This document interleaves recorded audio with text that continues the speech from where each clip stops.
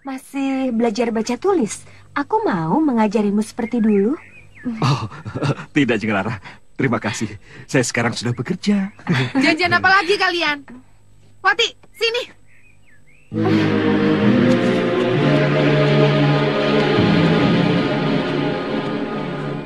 Jangan dekati Gendowor.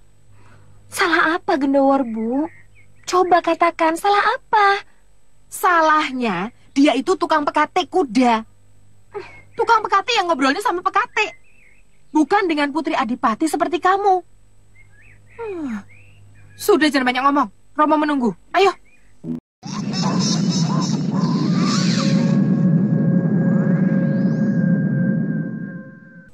Aji Basa Pamungkas yang dulu pernah menyerbu ke Mataram itu? Benar, benar sekali Kang Mas. Ya, Pangeran Purbaya pun sering mencoba untuk menangkap Aji Basa Pamungkas. Tapi dia tidak pernah berhasil. Aku jadi penasaran. Siapkan pasukan besok. Aku sendiri yang akan menangkap Aji Basa Pamungkas dan Topeng Mas itu. Di awal episode ini, kita menuju pada Gendowor yang di saat itu sedang mengintip putra para petinggi kadipaten yang sedang diajarkan tentang ilmu filsafat oleh seorang guru mereka.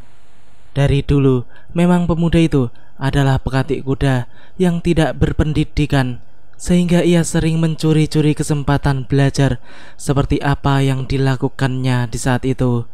Walaupun Gendowor bukanlah anak orang terpandang, namun nilai-nilai pendidikan yang dimilikinya sangat tinggi karena ia selalu mau belajar sendiri apapun itu. Ketika sedang asyik menulis, mendadak pemuda itu pun dihampiri oleh Rara Setyawati. Gadis itu pun meminta diantarkan menuju ke suatu tempat yang merupakan tempatnya orang-orang berwisata. Akan tetapi Gendowor mengatakan bahwa ia tidak berani mengantarkannya, sebab di saat itu sedang tidak aman dan banyak terjadi pemberontakan di mana-mana. Belum lagi nanti orang tua gadis itu yang merupakan seorang temenggung pasti akan marah besar kepadanya.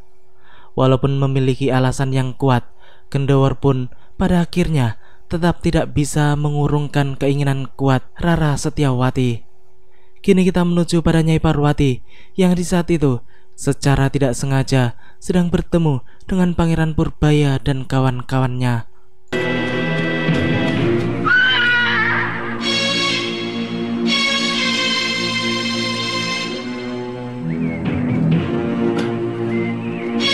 Tunggu, Nyai Parwati.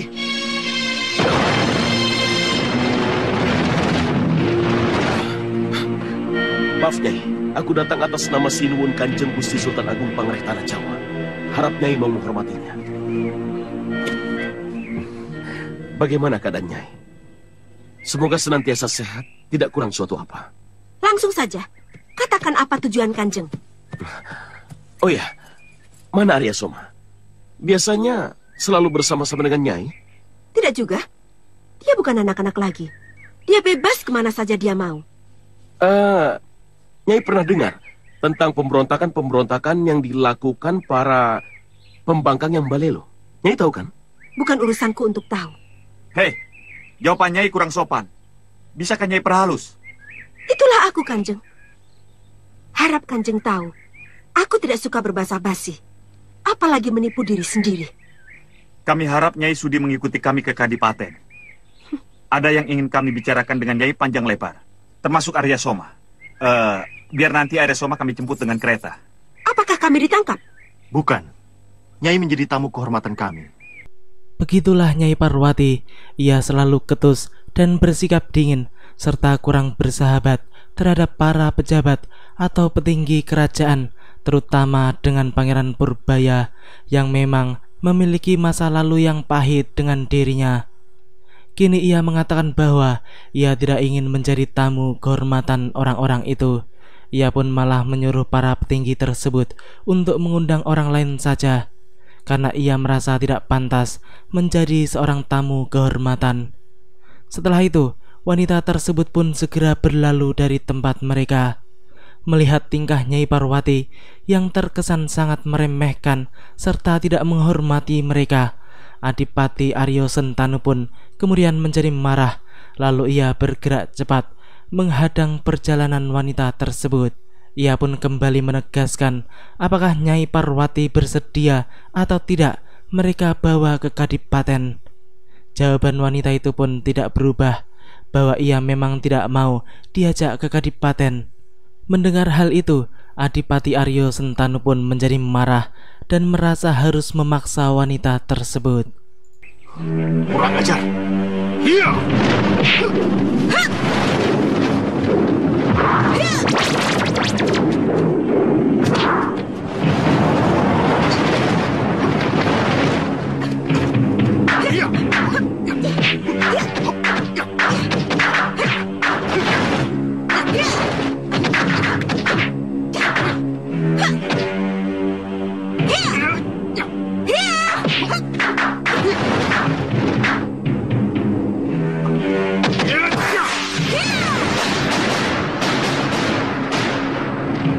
Hentikan!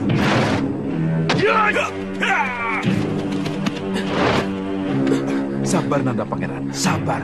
Nyi Parwati bukan musuh Nanda. Cukup, sudah, hentikan. Jangan Tapi teruskan. dia harus ditanya, Kiai. Siapa sebenarnya Topeng Emas?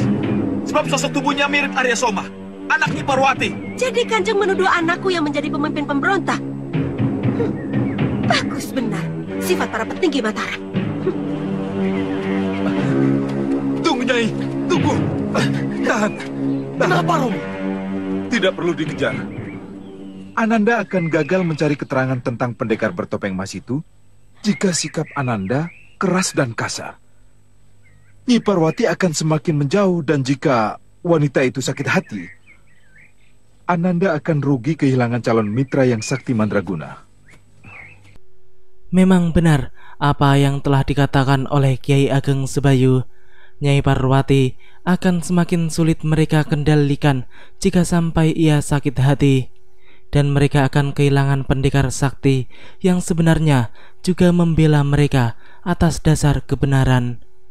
Pangeran Purbaya yang masih emosi itu pun kemudian mempertanyakan kepada mertuanya, lalu apa yang harus mereka lakukan? Apakah mereka harus diam saja? Sang Kiai pun menjawab pertanyaan sang pangeran dengan mengatakan bahwa Nyai Parwati memiliki kenangan yang tidak baik terhadap Pangeran Purbaya, sehingga apapun yang dilakukan olehnya pasti tidak akan dianggap baik di mata wanita tersebut, sebagai wujud sikap perlawanannya atau ketidaksenangannya. Mau tidak mau, Pangeran Purbaya memang harus mengakui hal itu. Ia pun kini hanya diam dan tidak berani membantah lagi. Kiai Ageng Sebayu pun kemudian mengatakan bahwa lebih baik sang pangeran diam saja terlebih dahulu. Untuk sementara, ia dan para kiai yang lain yang akan melakukan pendekatan terhadap Nyai Parwati. Kini kita menuju pada Arya Soma dan Dian Selasih yang di saat itu secara tidak sengaja bertemu dengan ibunya. Pemuda itu pun kemudian memperingatkan istrinya agar mereka tidak boleh salah omong, karena omongan mereka lah yang akan menentukan nasib mereka selanjutnya. Ibu. Ibu, Soma, apa kau dengar tentang warta pemberontakan di setiap kademangan yang dipimpin oleh pendekar topeng emas? Iya, Soma mendengar warta itu di warung-warung. Memangnya kenapa, Ibu? Para petinggi Mataram, yaitu Pangeran Purbaya, Pusponegoro, dan Martoloyo menuduh kau pelakunya, Soma. Maksud Ibu, aku sebagai pendekar topeng emas begitu? Iya, Ibu percaya? sementara ini tidak. Ibu akan menyelidikinya. Mau kemana kalian? Mengantarkan Dian Selasih pulang, Ibu. Di mana rumahmu? Di Tarup, Ibu. Loh, sebulan yang lalu kau bilang di Dusun Dharma Sandi. Sekarang di Tarup. Mana yang benar? keduanya benar, Bu. Ayah membantu seorang demang. Kemana demang itu menugaskan, disitulah ayah berada. Ibu ingin bertemu dengan ayahmu, Nadian. Ini merupakan berita gembira buat ayah. Kapan? Nanti akan ibu tentukan waktu yang tepat. Makin cepat makin bagus, Ibu. Boleh Soma permisi sekarang, Ibu? Segera pulang ya, Soma. Tentu, Ibu. Setelah Nyai Parwati pergi, Soma pun mengatakan kepada Dian Selasih dengan wajah yang menaruh rasa khawatir bahwa ibunya sudah mulai curiga terhadap mereka. Selasih pun mengatakan bahwa mereka harus bisa menghapus kecurigaan ibunya. Nyai Parwati pun harus yakin jika Soma bersih dari keterlibatan pemberontakan pendekar topeng emas. Keduanya pun kemudian memutuskan untuk menemui ayah mereka, yaitu si Cikas, guna membantu menemukan jalan keluar dari permasalahan yang sedang mereka hadapi itu. Setelah berkumpul, Mak Lampir pun mengatakan bahwa semua itu adalah hal yang sangat mudah, yaitu dengan cara mengelabui Nyai Parwati. Nenek peot itu pun kemudian mengatakan bahwa besok mereka bisa menyerang Kademangan Surodadi, dan biarlah Grandong yang menjadi pendekar bertopeng emas. Dengan demikian, jelas Nyai Parwati pasti akan terkecoh. Begitu pula dengan para kiai dan para temenggung. Sementara Arya Soma beserta ibunya menghadap para kiai. Setuju. Siasat itu pasti meyakinkan Ibu dan para petinggi bahwa aku bukan topeng emas. Siasat yang sangat bagus, Malampir. Siasat yang harus cepat kita laksanakan. Ayo kita makan.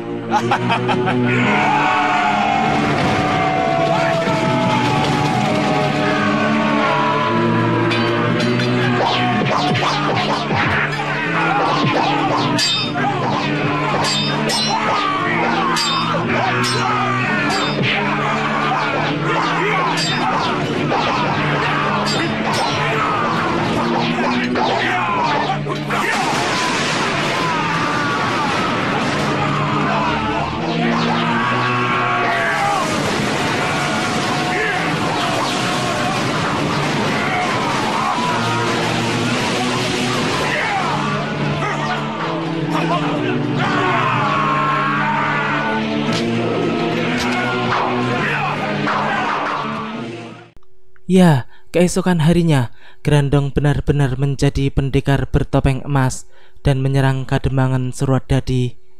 Sepak terjangnya pun dibuat sama persis dengan sepak terjang Arya Soma, agar tidak ada yang curiga demi keberhasilan usaha mereka. Di hari itu juga bertepatan dengan para kiai yang mengunjungi rumah Nyai Parwati, dan yang membukakan pintunya adalah Arya Soma sendiri. Pemuda itu pun langsung memanggil ibunya sambil mempersilahkan para kiai itu untuk masuk. Ia pun bersikap sesopan mungkin terhadap para kiai sepuh tersebut. Semua itu dilakukannya demi menghilangkan rasa kecurigaan ibunya dan para kiai perihal pendekar topeng emas yang dituduhkan kepada dirinya. Setelah para kiai itu masuk, Nyai Parwati pun segera keluar dari dalam kamarnya. Wanita itu pun menyambut para kiai dengan sopan dan ramah, tidak seperti ketika bertemu dengan Pangeran Purbaya. Ia pun kemudian mempertanyakan apa tujuan para kiai sepuh itu berkunjung ke rumahnya. Ki Ageng Sebayu pun kemudian menjelaskan bahwa kedatangan mereka dengan dua tujuan, yaitu yang pertama silaturrohim dan yang kedua adalah kerjasama untuk membasmi kejahatan dan menegakkan kebenaran di muka bumi, karena mereka sama-sama berasal dari golongan putih. Sekarang banyak pemberontakan. Rakyat ketakutan, merasa dirinya tidak aman. Kami ingin mengajak Nyai bergabung bersama kami untuk membela kaum yang lemah dari penindasan para pemberontak.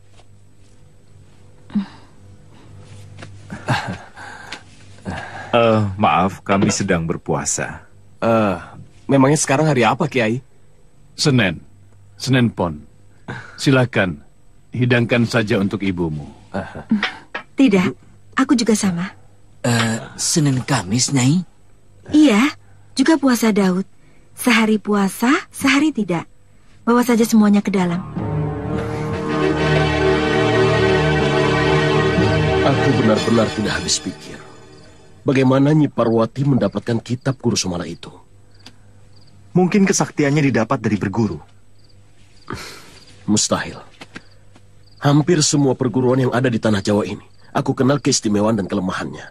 Tapi ajian-ajian yang dimiliki Nyi Parwati itu sangat lain. Tidak dimiliki oleh perguruan-perguruan yang aku kenal. Ledakan apa itu? Jangan-jangan Topeng Mas dan pasukannya akan menyerbu kemari. Para petinggi Mataram itu pun menjadi terkejut dan penasaran setelah mendengar suara ledakan keras dari arah gerbang sebelah timur. Mereka pun merasa bahwa gerombolan Topeng Emas sedang menyerang. Namun Pangeran Purbaya tidak percaya, sebab tidak mungkin sebuah pasukan membuat kegemparan ketika mereka menyerang di waktu malam. Namun walaupun begitu, Temenggung Martoloyo pun merasa bahwa bisa saja Topeng Emas melakukannya, sebab ia merasa paling sakti dan tidak ada yang bisa mengalahkannya. Demeng Pusponegoro pun kemudian memutuskan untuk membagi pasukannya menjadi dua, sebagian menjaga Kadipaten dan sebagian lagi di gerbang kota. Akan tetapi Pangeran Purbaya pun mencegahnya, sebab mereka belum tahu suara apa yang terdengar barusan itu. Jangan dulu. Sebaiknya kita periksa dulu. Ayo.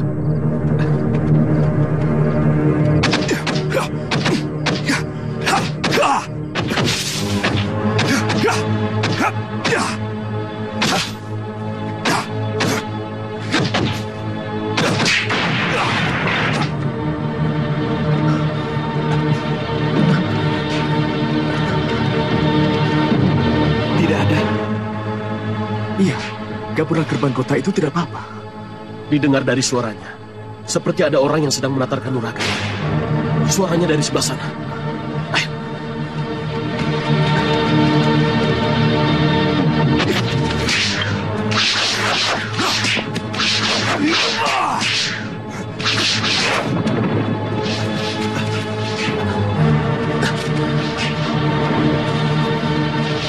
Di sana.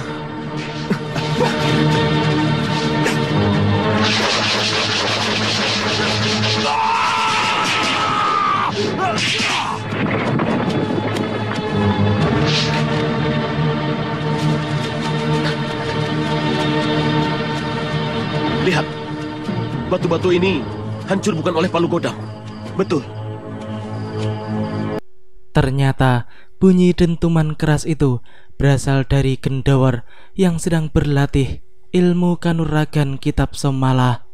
Kini pemuda itu pun sudah bersembunyi ketika mendengar suara langkah Pangeran Purbaya yang menuju tempat tersebut.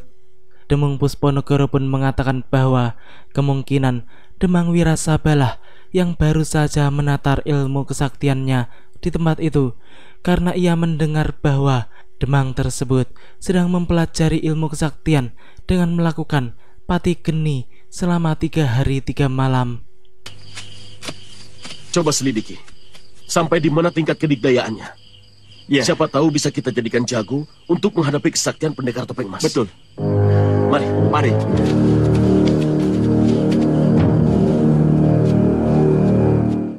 Kini kita menuju pada Mak Lampir, Gerandong, Aji Basa Pamungkas dan Arya Soma yang di saat itu sedang menuju pada penjara Temenggung Martopuro yang di saat itu sedang bersemedi. Mak Lampir pun kemudian memanggil-manggil petinggi Mataram tersebut, namun tidak ada sautan sama sekali. Melihat semua itu, Arya Soma pun kemudian segera bertindak agar sang Temenggung mau membuka mata dan berbicara dengan mereka. Ia pun mengeluarkan pukulan jarak jauhnya sehingga membuat petinggi Mataram itu menjadi terlempar dan tersungkur di lantai penjara sambil menahan sakit yang dirasakannya. Bergabunglah dengan kami, Martopuro. Kau akan kujadikan penguasa di wilayah barat. Kau akan menguasai Tatar Pasundan. Apa hakmu mengangkat seseorang menjadi penguasa? Kalian hanyalah pemberontak yang hanya bisa mengatur para penjahat, maling, dan begal. Tidak, aku tidak mau diatur oleh kalian.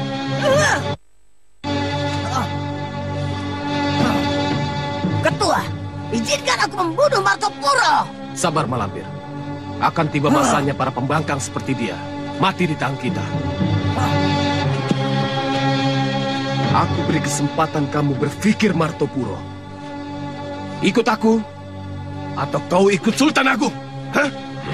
Ingat itu, Martopuro. Kami beri waktu 1 bulan. Jika dalam waktu 1 bulan kau belum mengambil keputusan untuk berpihak kepada kami, maka itu berarti kau akan mati dalam penjara di Kademangan Surodadi ini. Mengerti? Seperti biasa, Aji Basa Pamungkas memberikan waktu selama 1 bulan untuk para tawanannya berpikir serta memutuskan guna ikut bergabung dengan kelompok mereka.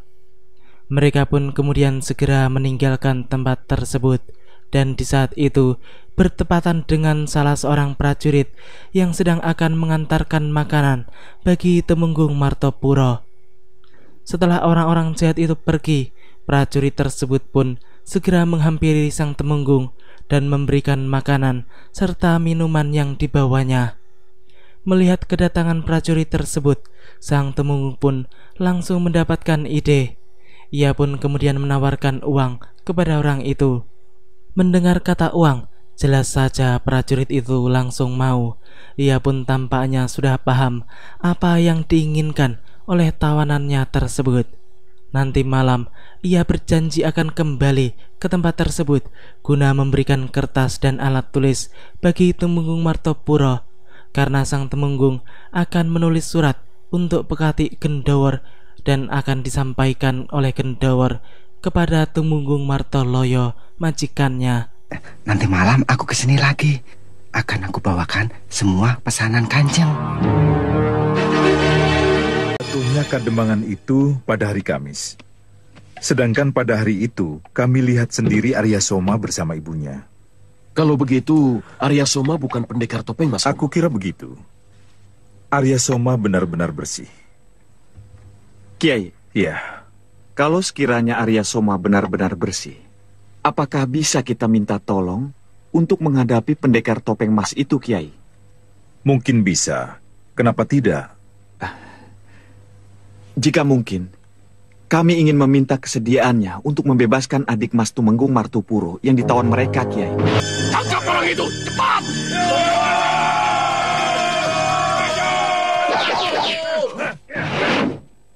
Dimas tahu di mana Dimas Martopuro ditahan oleh para pemberontak? Masih gelap, Kang Mas.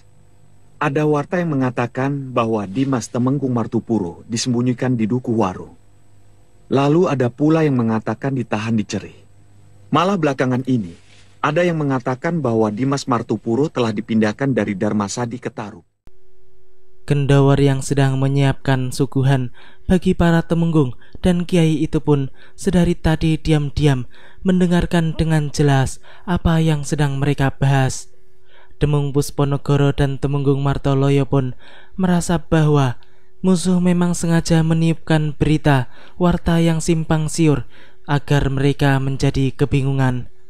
Namun apapun itu, mereka pun merasa harus tetap mencari cara untuk bisa membebaskan Temenggung Martopuro dalam waktu dekat.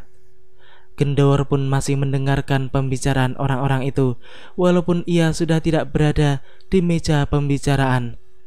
Kini kita menuju pada Kiai Jabat dan Kiai Basari yang di saat itu akan menuju ke tempat Pangeran Purbaya.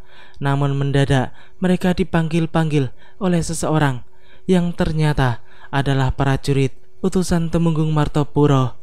Orang itu pun mempertanyakan tentang keberadaan Pekati Gendawar. Silakan Kiai langsung. Pangeran ada di dalam.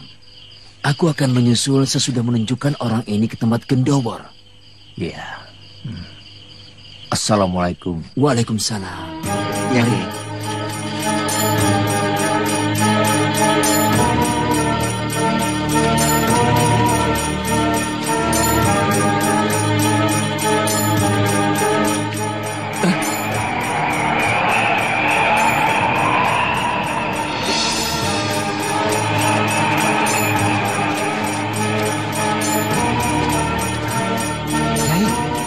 Ada terompah, Kiai. Mana? Ini. Ambil.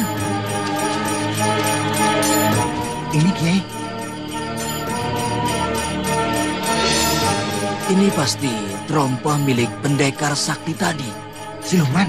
Ah, sok tahu kamu. Mari, kita tanyakan pada Gendowar. Nyai Basari dan prajurit itu pun kemudian menuju kediaman Gendowar dan mengucapkan salam. Ternyata Gendowar berada di dalam karena langsung menyahuti salam dari sang kiai. Setelah Gendowar membukakan pintu, sang kiai pun langsung menanyakan tentang kepemilikan terompah yang ada di tangannya itu. Pekati kuda tersebut pun kemudian menjawab bahwa benda itu seperti terompah miliknya. Sang kiai pun kemudian mengatakan bahwa tidak mungkin terompah itu milik Gendowar, karena ia tahu bahwa pemilik terompah itu pasti berilmu tinggi, di mana ia menemukannya pada tempat uji kanuragan. Mendengar kata-kata sang kiai, kini Gendowar pun tiba-tiba berpura-pura bodoh, seakan-akan ia tidak mengetahui siapa pemilik terompah tersebut, padahal ia sendirilah pemiliknya. Kiai temukan di mana? Di kebun itu tadi. Tinggalkan saja terompahnya di sini, Kiai. Biar nanti saya tanyakan pada yang lain. Tidak, akan kutanyakan sendiri pada Bendoromo.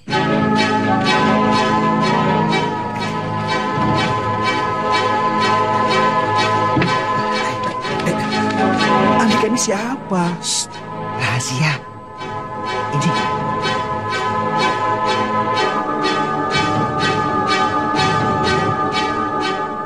Terompah ini bisa menjadi petunjuk untuk melacak orang sakti yang sedang kita cari. Betul. Besok kumpulkan seluruh Demang dan punggawa Kadipaten dan tanyakan tentang terompah ini di Mas Pusponegoro. Sendiko Kanjeng. Ternyata Kiai Basari pun menyerahkan terompah tersebut kepada Pangeran Purbaya yang di saat itu sedang menelitinya. Di tengah pembicaraan mereka, mendadak muncullah Gendowar dengan mengucapkan salam. Pemuda itu pun kemudian meminta izin kepada semuanya agar ia bisa berbicara empat mata terhadap Temunggung Martoloyo, karena ada hal yang sangat penting yang hendak dibicarakan olehnya. Sang Temunggung pun kemudian menghampiri pembantunya itu dan mempertanyakan apa sebenarnya yang hendak dibicarakan kepadanya. Sandinawala. Dari siapa? Temunggung Martopuro, dari tahanan. Di mana? Kademangan Darmasadi. Kanjeng baca saja dulu. Silakan. Silakan.